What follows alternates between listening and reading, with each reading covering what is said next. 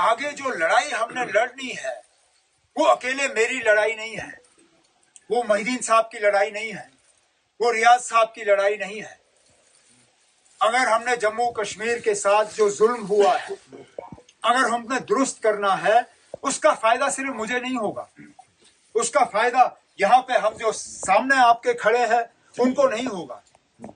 اس کا فائدہ یہاں جموں کشمیر کے ہر باشندے کو ہوگا۔ تو یہ لڑائی ہماری اکیلے کی نہیں ہے، ہم یہ لڑائی مل کے جموں کشمیر ریاست کے لیے لڑ رہے ہیں۔ اور اس لیے ہم نے پچھلے دنوں کانگریس کے ساتھ ہاتھ ملانے کا فیصلہ کیا، حالانکہ ہمارے لیے وہ فیصلہ اتنا آسان نہیں تھا۔ ہمارے لیے ان سیٹوں کو قربان کرنا جہاں پہ ہم جانتے تھے کہ اگر کوئی مقابلہ دے سکتا ہے وہ نیشنل کانفرنس مقابلہ دے سکتی ہے، لیکن کیونکہ ہم چاہتے تھے کہ بی جے پی کے خلاف خاص کر جموں کے نچلے علاقوں میں، رجوری میں، پونچھ میں کانگریس اور ہم جو ہیں مل کے ان طاقتوں کا مقابلہ کریں، تبھی ہم نے جا کے یہاں پہ کچھ سیٹیں جو ہے نیشنل کانفرنس کی جولی سے نکال کے کانگریس کی جولی میں ڈال دی ہے۔ اور اس کا پہلا ہی اثر ہم نے دیکھا جبکہ غلام نبی آزاد صاحب نے کہا کہ اب وہ کیمپین کرنے نہیں آئیں گے۔ انہوں نے اپنے امیدواروں کو کہا ہے اگر آپ میدان میں رہنا چاہتے ہو یا رہو، اگر میدان چھوڑنا ہے تو چھوڑو۔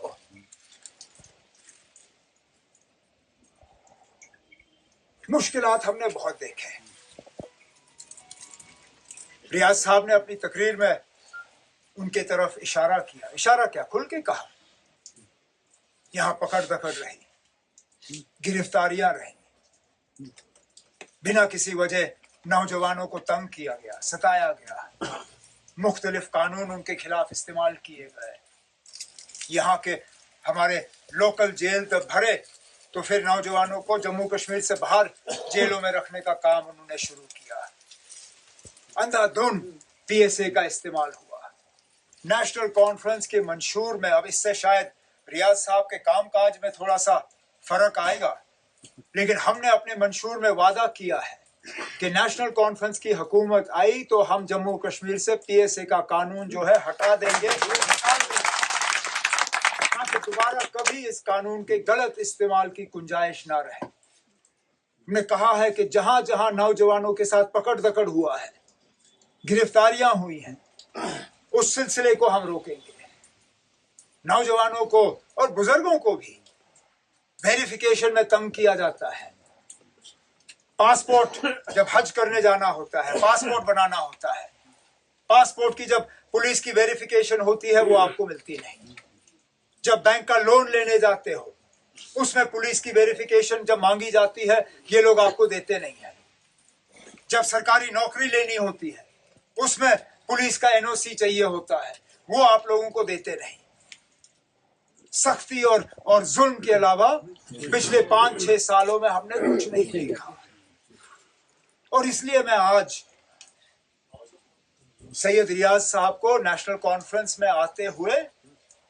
بڑی خوشی محسوس کرتا ہوں، کیونکہ مجھے لگتا ہے اس سے ہمارے ہاتھ اور زیادہ مضبوط ہوں گے۔ ہم اپنا پیغام، اپنا منشور، کیونکہ الیکشن جو ہے ٹھیک ہے، ایک طرف سے آپ امیدوار کا چہرہ دیکھتے ہو، ایک طرف سے آپ تنظیم کا نشان دیکھتے ہو، لیکن اس کے ساتھ ساتھ یہ بھی دیکھنا ضروری ہے کہ تنظیم آخرکار اگر حکومت میں آتی ہے تو اس حکومت کا استعمال کس طرح کرے گی۔ اور اس لیے میں آپ سب ساتھیوں سے گزارش کروں کہ مہربانی کر کے آپ ہمارا منشور دیکھیں کہ ہم نے کیا لوگوں کے سامنے رکھا ہے، کس طرح ہم نے صرف سیاسی باتیں نہیں کی۔ ہم وہ لوگ نہیں ہیں جو آپ سے کہیں گے آپ بھوکے مرو، لیکن ہم سیاسی بات ہی کریں گے۔ ہمیں اس بات کا بھی احساس ہے کہ جہاں ہم سیاسی لڑائی لڑیں گے وہاں آپ کے روزمرہ کی مشکلات ہیں، آپ کی پریشانیاں ہیں، چاہے وہ نوجوانوں کے روزگار کو لے کے ہو، چاہے وہ مہنگائی کو لے کے ہو، چاہے وہ بجلی کے نظام کو لے کے ہو، چاہے بجلی کے بل کو لے کے ہو، جس طرح پانی کے بل آج ان کی کوشش ہے کہ گھر گھر پہنچائے،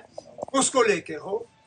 جس طرح ہمارے widow pension, old age pension, social welfare کی سکیمیں ایک ایک کر کے انہوں نے تہس نہس کی۔ جس طرح انہوں نے جو بابا قوم نے وراثت میں ہمیں بچوں کے لیے مفت تعلیم